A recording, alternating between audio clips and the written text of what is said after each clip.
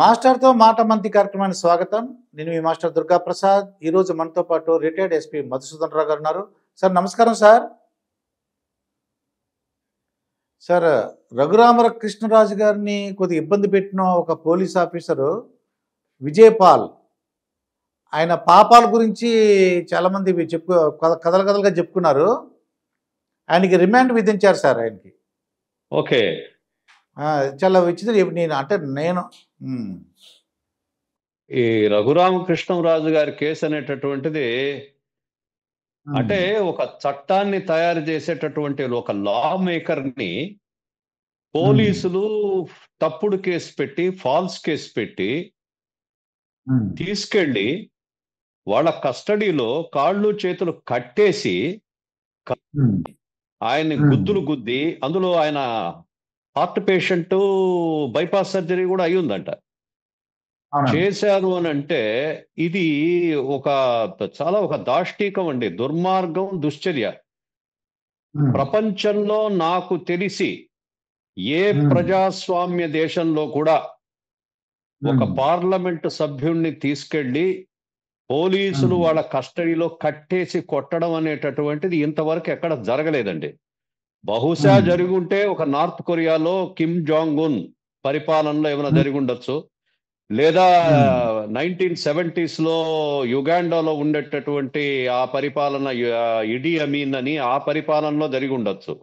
ఇంకా ఎక్కడ కూడా పార్లమెంటరీ డెమోక్రసీస్ లో లేదా ఈ ప్రజాస్వామ్య దేశాల్లో ఎక్కడ కూడా ఒక పార్లమెంట్ సభ్యుణ్ణి, ఒక లెజిస్లేచర్ సభ్యుణ్ణి తీసుకెళ్లి కొట్టడం అనేటటువంటిది ప్రపంచంలో నాకు తెలిసి ప్రజాస్వామ్య దేశాల్లో ఇదే మొదటిది, చరిత్రలో మొదటిది. ఈవెన్ బ్రిటిష్ చరిత్రలో కూడా చూస్తే వాళ్ళ పార్లమెంటరీ డెమోక్రసీ వచ్చిన దగ్గర నుంచి కూడా ఏ హౌస్ ఆఫ్ లార్డ్స్ మెంబర్ని కానీ లేదా లోయర్ హౌస్ సభ్యుల్ని కానీ, ఏ పార్లమెంట్ సభ్యుల్ని ఎవరిని తీసుకెళ్లి కొట్టిన దాఖలాలు ఎక్కడ లేవండి. అట్లాగే అమెరికాలో సెనేటర్స్ ని కానీ లేదా హౌస్ ఆఫ్ రిప్రజెంటేటివ్స్ లో ఏ కాంగ్రెస్ మెన్ ని తీసుకెళ్లి కొట్టినటువంటి దాఖలా, పోలీసులు తీసుకొచ్చి కొట్టిన దాఖలాలు ఎక్కడ లేవండి. ప్రపంచంలో ఎక్కడ జరగలేదు ఇది. ప్రపంచంలో ఒక ఆంధ్రప్రదేశ్ లోనే ఇటువంటి దౌష్ట్యం, దాష్టీకం, అరాచకం జరిగింది. ఇది కానీ నాకు ఆశ్చర్యమైనటువంటి విషయం ఏంటంటే ఏ వ్యవస్థలు సరిగా స్పందించలేదు. ఆయన్ని కొట్టారు అని చెప్పి తెలిసి ఆ మిలిటరీ హాస్పిటల్ వాళ్ళు సర్టిఫికేట్ ఇచ్చిన ఈయన పార్లమెంట్ కి, లోక్సభలో ఆయన ప్రివిలేజ్ మోషన్ మూవ్ చేసిన ఏం చర్య తీసుకోలేదండి. అదే బండి సంజయ్ గారు ఆయన ఏదో ఊరికే అట్లా అరెస్ట్ చేసి ఎత్తుకొని పోయారంటే దానికి పార్లమెంట్ స్పందించింది.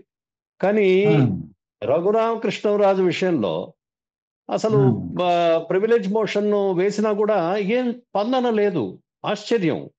అట్లాగే ఆయన కోర్టులు, హైకోర్టు, సుప్రీంకోర్టు, అన్ని కోర్టులు తిరిగాడు, ఎక్కడ సరైనటువంటి స్పందన లభించలే.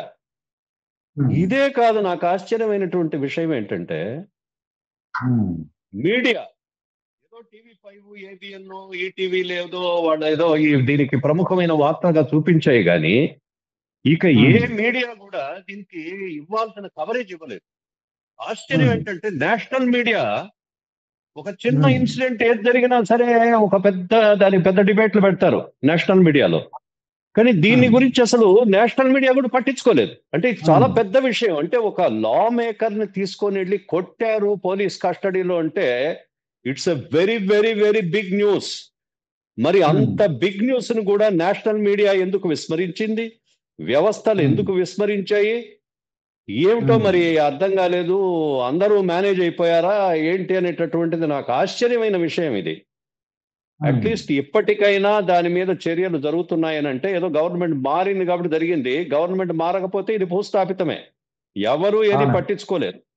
అటువంటి స్థితి దారుణమైన విషయం. అంటే ఎంపీకే దిక్కు లేకపోతే సామాన్యుడు ఏంటంటే అందులో ఆయన ఆర్థికంగా పరిపుష్టి కలిగినటువంటి వాడు, రాజకీయంగా బలవంతుడు, అన్ని విధాలా ఆయన అందులో మెంబర్ ఆఫ్ పార్లమెంట్, ఇన్ని హంగులు ఉండి కూడా ఆయనకి దిక్కు లేకుండా పోయింది. ఏ వ్యవస్థను స్పందించలేదు.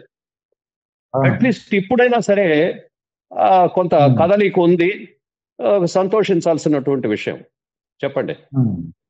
ఇంక ఈ పోలీస్ ఆఫీసర్ అలా చేయడం అంటే రాజకీయ నాయకులు ఎవరు చెప్పుంటారు బహుశా, ఏదో వీడియో తీసి ఇవన్నీ కూడా. ఇప్పుడు ఈయనకి మెడకు చుట్టుకుంది అంటారు కదండి, ఈయన మీదకి వచ్చేసింది ఇప్పుడు, ఈయన జైలుకి వెళ్ళే పరిస్థితి. ఎస్, అసలు ఒకటి వీళ్ళు అధికారులు గుర్తించుకోవాల్సింది, పాపం Vijaypal is a non IPS officer. అతను పై అధికారులు చెప్పినది తూచా తప్పకుండా చేసి ఉంటాడు నాకు తెలిసి. అతను సొంతంగా చేసిన విషయం కాదు ఇది. పైన ఉండేటటువంటి ఐపీఎస్ అధికారులు అతని మీద ప్రెషర్ పెట్టుంటే చేసుంటాడు అది. కానీ ఐపీఎస్ అధికారుల మీద ఏం చర్యలు తీసుకుంటున్నారో తెలియదు. ఐపీఎస్ అధికారుల మీద చర్యలు ఏదో తూతూ మంత్రంగా ఉన్నాయి, కానీ వాళ్ళని ఇంతవరకు సస్పెండ్ చేయలేరు. అట్లాగే వాళ్ళ మీద లుకౌట్ నోటీసులు ఇవ్వాలి. ఎవరో చెప్తున్నారు వాళ్ళందరూ కూడా ఏదో ఫారెన్ లో తిరుగుతున్నారు, అబ్రాడ్ లో తిరుగుతున్నారని. మరి లుకౌట్ నోటీసులు ఎందుకు ఇవ్వలేదు ఈ దర్యాప్తు చేసేటటువంటి వాళ్ళు నాకు తెలియదు. సో వాళ్ళకి లుకౌట్ నోటీసులు ఇవ్వాలి. అసలు ఇంకొకటి, మీరు చెప్పినట్లు రాజకీయ పెద్దలు ఎవరైతే వాళ్ళకి డైరెక్షన్ ఇచ్చారో ఆ డైరెక్షన్ లోకి ఇన్వెస్టిగేషన్ వెళ్ళాలి. ముందు వీళ్ళు అధికారులు, ఇతనంటే విజయపాల్ అంటే విచారణ అధికారి, ఇన్వెస్టిగేటింగ్ ఆఫీసర్ కాబట్టి సరే ఆయన్ని ఇన్వాల్వ్ చేశారు, ఆయన్ని అరెస్ట్ చేశారు, ఓకే. కానీ వాట్ అబౌట్ అసలు నిందితులు ఎవరు? అసలు దీన్ని ఆయన్ని ప్రోత్సహించిన వాళ్ళు ఎవరు? ఆయనంతటా ఆయన చేయలేదు. పై అధికారులు ఒత్తిడి పెట్టుంటేనే ఆ విధంగా ప్రవర్తించుంటాడు. ఆ పై అధికారులు, ఐపీఎస్ అధికారులు ఎందుకు మీరు ఇంకా వాళ్ళ మీద దృష్టి పెట్టలేరు అనేటటువంటిది ఒక ప్రశ్న.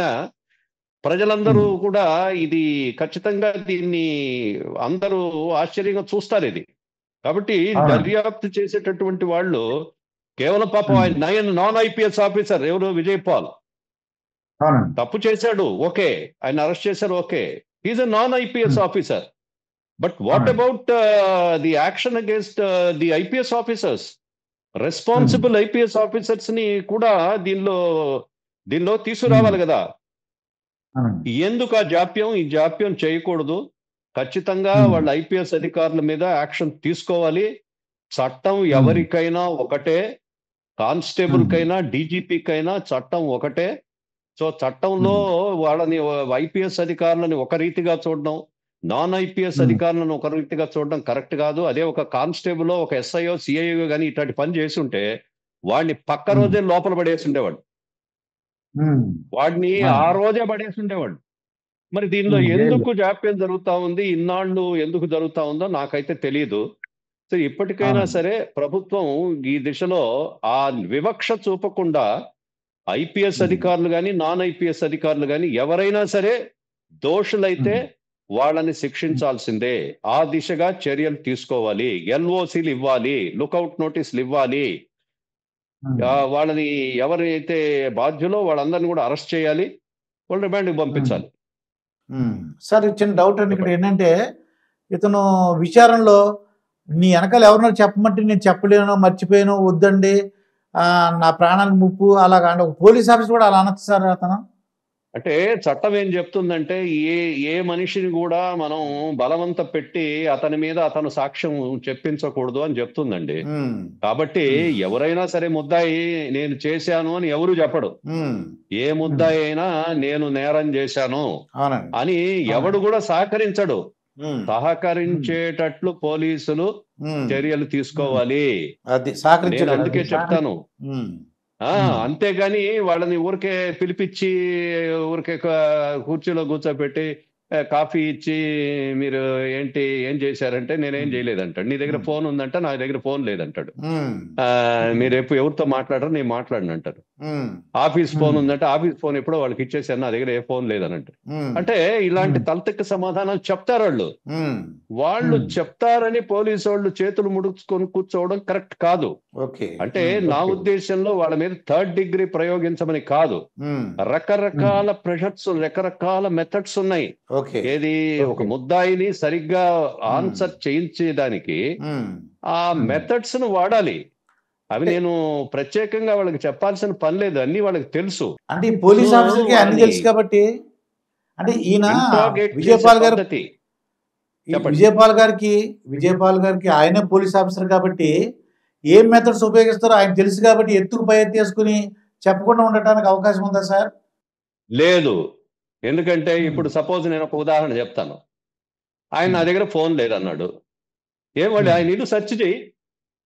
ఆయన ఇంట్లో సెర్చ్ చేస్తే ఆయన ఫోన్లు, ఆయన భార్య ఫోను, ఆయన పిల్లల ఫోన్లు ఉంటాయి కదా, అవి పట్టుకెళ్ళి ఎవరెవరితో మాట్లాడుతున్నారో వాళ్ళందరినీ పిలిపించు.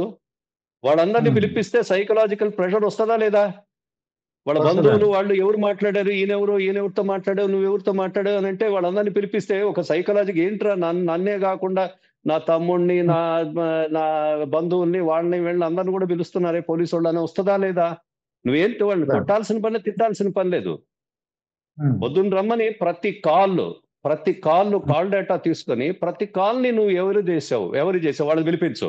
వాళ్ళని పిలిపిస్తా ఉంటే ఇతని బంధువులే చెప్తారు, ఏమయ్యా నువ్వు ఇట్టటిది తప్పుడు పని చేసి నువ్వు పోవడమే కాకుండా మమ్మల్ని కూడా పోలీస్ స్టేషన్కి తిప్పుతున్నావు అనేటటువంటి ప్రెషర్ వస్తుందా లేదా అతని మీద? సో ఈ విధంగా ఇంట్రాగేట్ చేయొచ్చు. బ్యాంక్ ట్రాన్సాక్షన్స్ ఉంటాయి చూడండి, చూడండి, కొన్ని ఇల్లీగల్ ఉండొచ్చు, లీగల్ ఉండొచ్చు, ఇవన్నీ ఉండొచ్చు. ఆ బ్యాంక్ ట్రాన్సాక్షన్స్ ని వెరిఫై చేయండి. ఈ బ్యాంక్ ట్రాన్సాక్షన్ ఎవరిది, నీకు ఎవరు డబ్బులు వేశాడు, నీకు కోర్టులో నువ్వు ఇంత ఫీజు కట్టావు, నువ్వు ఎవరిచ్చారు నీకు డబ్బు, నీకు ఆస్తి ఎలా వచ్చింది, నువ్వు దీన్ని ఎట్లా కొన్నావు? అసలు ముద్దాయిని రకరకాల ప్రశ్నలతోటి అతన్ని ఇరికించచ్చండి. పోలీస్ ఆఫీసర్స్ ఊరికే, నేను ఈ మధ్య చూశాను చాలా కేసుల్లో కూడా, ఈ మధ్య ఈ కూటమి ప్రభుత్వం వచ్చిన తర్వాత వాళ్ళని ఏదో ఇప్పుడు ఆ తెలుగుదేశం పార్టీ ఆఫీస్ మీద దాడులు, వాళ్ళని పిలిపిస్తున్నారు.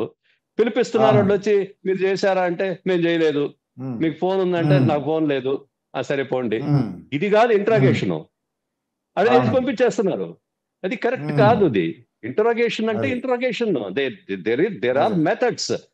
వాళ్ళని ఎట్లా బిగించాలో అట్లా బిగించి వాళ్ళ చేత నిజాన్ని చెప్పించాలి, అట్లా తీసుకురావాలి. కానీ అంతేగాని నువ్వు వదిలేస్తే వాడు బయటకు వచ్చి మళ్ళీ వీళ్ళనే బెదిరిస్తున్నాడు, మేము మళ్ళీ అధికారంలోకి వస్తాం, మీ సంగతి తేలుస్తాం, మీ అంత తేలుస్తాం అంటున్నాడు వాడు. ఎందుకంటే భయం లేదు నీకు, ఆ సైకలాజికల్ ప్రెషర్ బిల్డప్ చేయడం లేదు పోలీసు. అది బిల్డప్ చేయాలండి. అది ఇంటరాగేషన్ మీన్స్ దట్.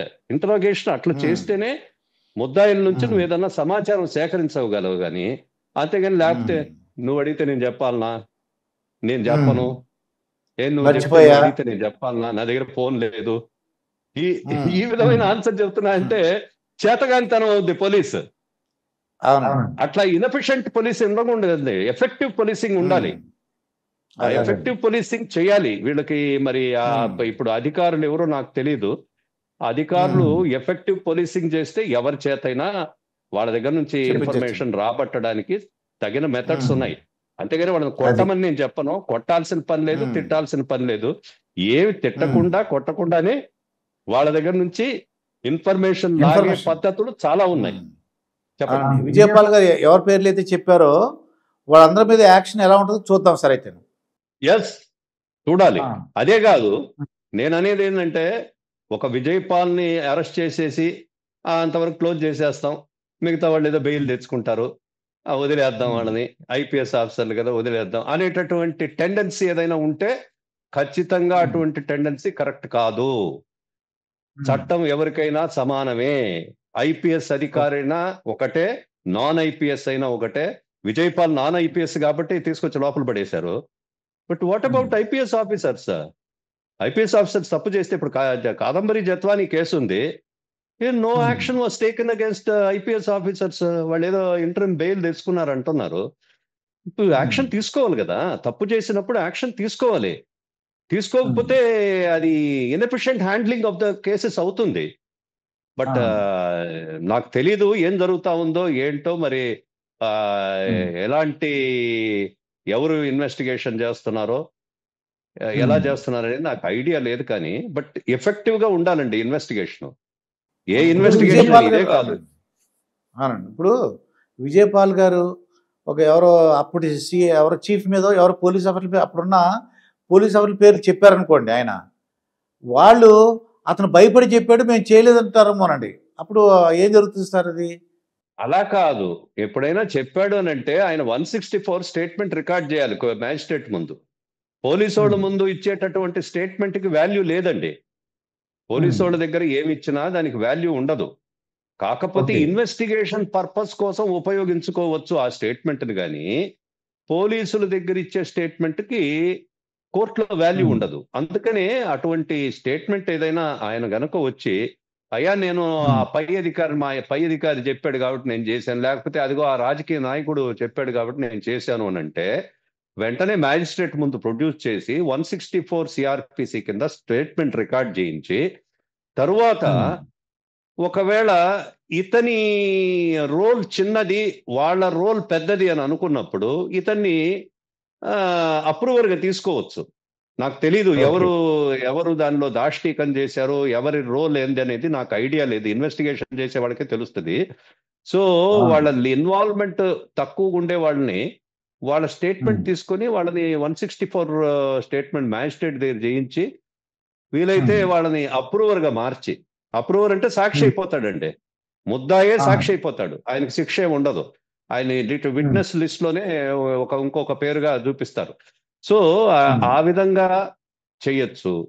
తర్వాత ఈ కేసులో ఎస్ఐలు ఉంటారు, కానిస్టేబుల్స్ ఉంటారు, ఇన్స్పెక్టర్ ర్యాంకులో ఉంటారు, వాళ్ళందరూ కూడా అప్ కంపెనీ ఉంటారు. రఘురామరాజు గారిని కొట్టేటప్పుడు ఎవరో బయట గార్డు ఉంటారు, లేదా ఎస్ఐలో ఎవరో ఉంటారు. వాళ్ళందరినీ ఎగ్జామిన్ చేసి వాళ్ళ స్టేట్మెంట్లు కూడా మ్యాజిస్ట్రేట్ గారి దగ్గర ముందు 164 చేయించాలండి. చేయించి పక్కా కేసు బిల్డప్ చేయాలి. తర్వాత అందరికీ ఎల్ఓసీలు ఇవ్వాలి, అబ్రాడ్కి పారిపోకుండా చేసి ఇవన్నీ కూడా పక్కా ఎవిడెన్స్ గ్యాదర్ చేసిన తర్వాత ఎక్కడ దాకా వెళ్తుందో మనకు తెలియదు. ఈ ఇన్వెస్టిగేషన్ పై అధికారుల వరకే వెళ్తుందా, ఆపై ఉండేటటువంటి రాజకీయ నాయకుల వరకు కూడా వెళ్తుందా తెలియదు. అక్కడ ఎలా వెళ్తే అలా తీసుకెళ్ళాలి ఇన్వెస్టిగేషన్. కానీ ఇది ఎందుకంటే ఇది ప్రత్యేకమైన కేసు, ప్రపంచంలో ఎక్కడ జరగలేదు. ప్రపంచంలో నాకు తెలిసి ప్రజాస్వామ్య దేశాల్లో ఫస్ట్ టైం ఇదే జరిగింది. సో ఈ కేసు రేపు ఐపీఎస్ శిక్షణలో కూడా పాఠ్యాంశంగా ఉంటుంది. రాబోయే తరాలు కూడా ఈ కేసు చదువుతారు. ఐపీఎస్ కి శిక్షణకు వచ్చే వాళ్ళందరూ కూడా ఈ కేసు గురించి చదువుతారు. కాబట్టి దీనిలో దర్యాప్తు కూడా సరైనటువంటి దర్యాప్తు బృందం దీన్ని ఇన్వెస్టిగేట్ చేయాలి, చేసి పక్కా ఆధారాలతోటి కేసుని బిల్డప్ చేయాలి. దోషుల్ని ఎవరైతే ఉన్నారో వాళ్ళందరినీ కూడా అరెస్ట్ చేసి కోర్టు ముందు ప్రొడ్యూస్ చేసి కోర్టులో ఛార్జ్ షీట్ వేసి వాళ్ళ మీద చర్యలు తీసుకోవాల్సి ఉంటుందండి. చూద్దాం భవిష్యత్తులో ఏం జరుగుతుందో చూద్దాం సార్. నమస్కారం. రైట్, మంచిదండి, నమస్తే.